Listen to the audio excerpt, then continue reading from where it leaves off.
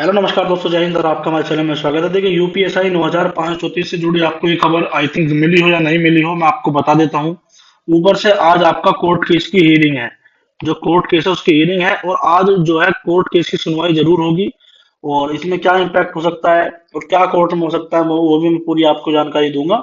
सबसे पहले ये देखिएगा, अखबार में कटिंग आई है। इसको कटिंग को दिखाता हूँ, फिर बाद में बात करता हूँ कोर्ट वगैरह के बारे में, और जो फाइनली जो रिजल्ट का क्या संभावना लग रही है उसके बारे में। देखिए, पुलिस में 41,433 पदों पर जल्द होगी भर्तियां। ये आज के अखबार में आई है, आज का ही अखबार है ये, ठीक है जी। उत्तर प्रदेश पुलिस भर्ती एवं प्रोन्नति बोर्ड के विभाग में 41,423 पदों पर भर्ती की प्रक्रिया इसी साल पूरी करने की तैयारी में है।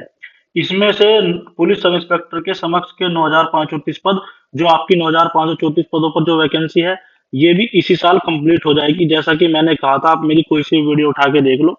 बहुत से लोग कह रहे थे कि सर 2024 तक कंप्लीट होगी, 2025 तक कंप्लीट होगी। मैंने कहा था कि इस साल के एंड तक ये भर्ती आपकी आफ्टर इलेक्शन बहुत हैवी मोड पर जाएगी, क्योंकि जो डिपार्टमेंटल है ना, उसमें सब इंस्पेक्टर्स की बहुत कमी है।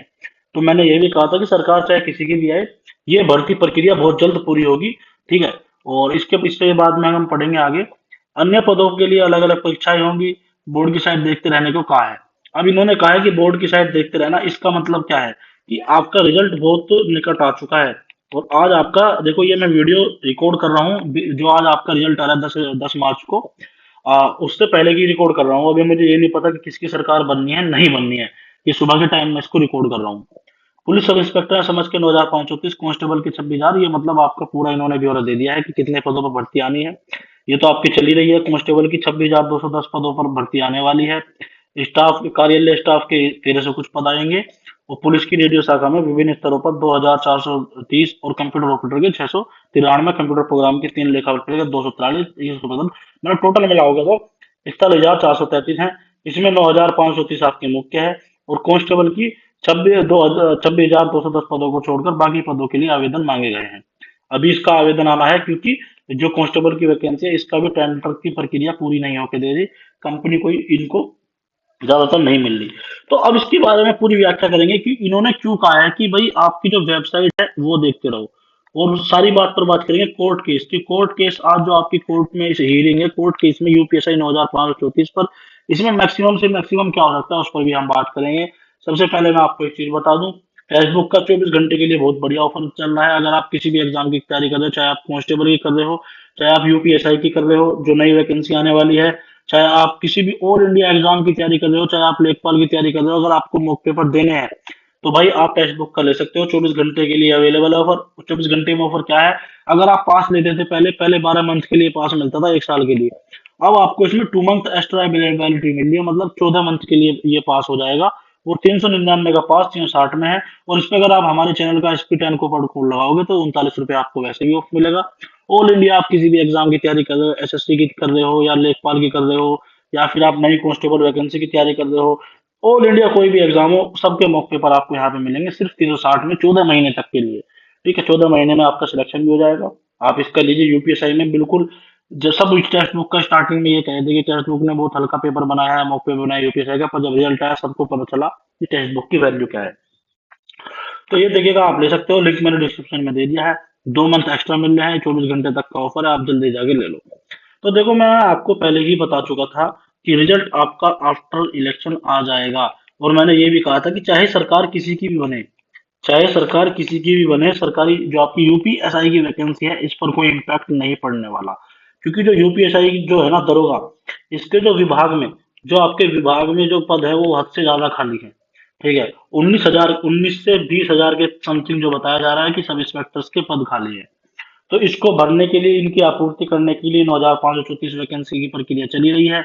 और 2017 वाले जो बच्चे थे, जितने भी जिन्होंने क्वालिफाई किया था, एग्जाम पूरा प्रोसेस पूरा किया था, उनका भी आप ज्वाइनिंग मिल चुकी है। इसका रिजल्ट अगर सब कुछ सही रहा, संभवत इसका रिजल्ट आपका मार्च में आना ही आना है। इसीलिए आपका भर्ती बोर्ड वाले क्या कह रहे हैं, ये देखिएगा। ये कह रहे हैं कि बोर्ड की वेबसाइट लगातार चेक करते रहे। देखिए, ये लिख रहा है बोर्ड की वेबसाइट लगातार चेक करते रहे, क्योंकि रिजल्ट बहुत, देखो रिजल्ट ना आपका इलेक्शन से पहले का तैयार है। रिजल्ट आपका इलेक्शन से पहले का तैयार है। अब आप कहोगे क्यों देरी करी। अब एनटीपीसी का रिजल्ट दिया इन्होंने, एनटीपीसी का देखकर जैसे हालात हुए, जगह जगह प्रदर्शन हुए, और वो भी चुनाव के बीच में, चुनाव के बीच में। तो इसलिए सरकार ने समझा कि यार अब चुनाव तो चल ही रहे हैं, बीच में यूपीएससी का रिजल्ट आ गया, थोड़ी बहुत कट ऑफ अगर हाई भी चली गई तो बच्चे फिर से प्रदर्शन करेंगे। इसलिए इन्होंने ये जो रिजल्ट है चुनाव से बाद का प्लान किया ना, वरना वरना रिजल्ट तो चुनाव के पहले ही आ जाता क्योंकि सब कुछ तैयार है। अब उन्हें कुछ नहीं देना, सीधा आपका रिजल्ट आएगा। एक बार को आंसर की बात चल रही है कि आंसर की आएगी ये आएगी, इसमें कोई ऐसा प्रोसेस नहीं है कि इतना लंबा चौड़ा प्रोसेस होगा कि फाइनल आंसर की आएंगे या जो भी होगा, रिजल्ट आपका मैक्सिमम मार्च के एंड तक और डीयूपीएसटी आपका स्टार्ट हो जाएगा। मेन मुद्दा है केस का। अभी तक देखिए, अब बहुत से लोग कहेंगे कि केस में कुछ नहीं होने का, ये नहीं होने का। देखिए असल में मुद्दा क्या है, जो केस है ना उसकी अभी तक कोई सुनवाई नहीं हुई, कोई सुनवाई नहीं हुई क्योंकि सरकार का बहुत दबाव था। और ये था कि भाई जो आपका चुनाव है ना, चुनाव चल रहा है अभी, चुनाव के बीच में कोई सुनवाई ना हो।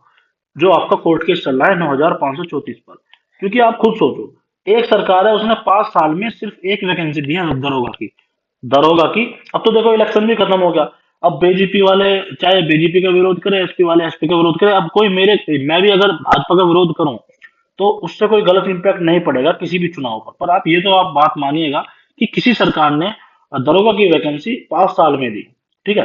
अब आप इससे ये अंदाजा मत लगाइएगा कि मैं बीजेपी का सपोर्टर नहीं हूं या बीजेपी का सपोर्टर हूं, पर आप एक सरकार की मंशा देखिए, सरकार क्या सोचती है कि भाई हमने 5 साल में तो एक वैकेंसी दी, स्वाभाविक सी बात है, सत्य है, ये किसी से छुपा नहीं है।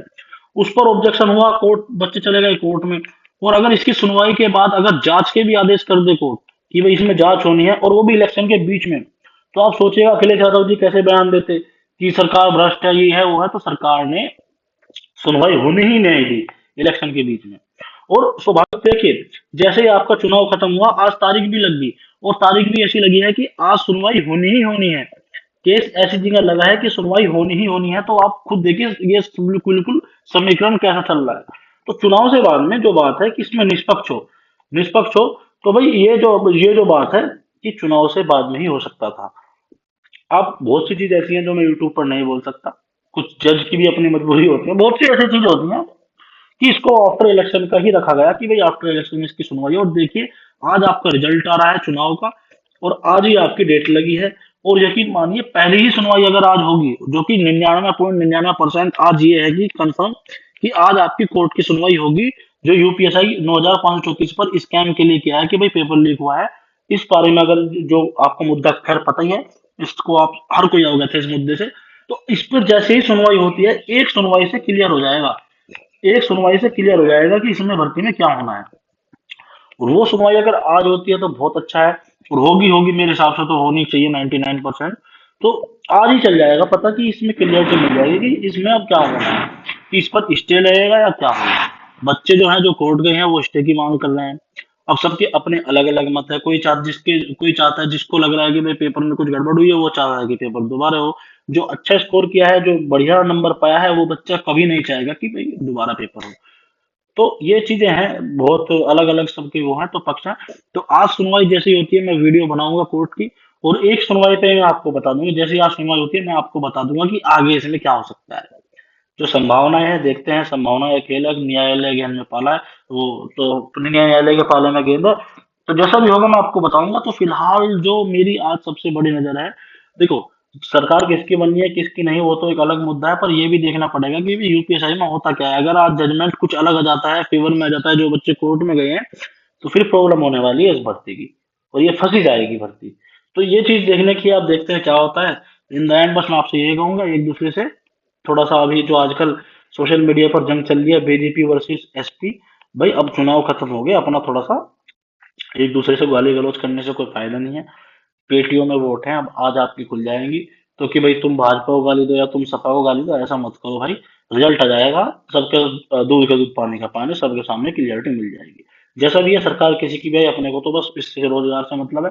तो बात ये है, आज सुनवाई हो जाएगी, देखते हैं इसमें कोर्ट में क्या होता है। जैसे ही सुनवाई पूरी होती है मैं आपको तुरंत के तुरंत वीडियो बना के दे दूंगा और बता भी दूंगा कि अब आगे इसमें यूपीएसआई का जो केस है इसमें कुछ हो भी जाएगा या नहीं, ये सक्सेसफुल होगा या नहीं होगा। अगर नहीं हुआ तो उन बच्चों के मजे हैं जो नहीं चाहते कि दोबारा एग्जाम हो, और अगर हो गया तो उन बच्चों के मजे हैं जो चाहते हैं कि एग्जाम दोबारा हो। तो वो मैं आपको पहली सुनवाई जैसी होती है वो मैं आपको पूरा का पूरा बता दूंगा कि अब इस केस में कुछ दम है भी या नहीं। ठीक है, इन द एंड जय भारत।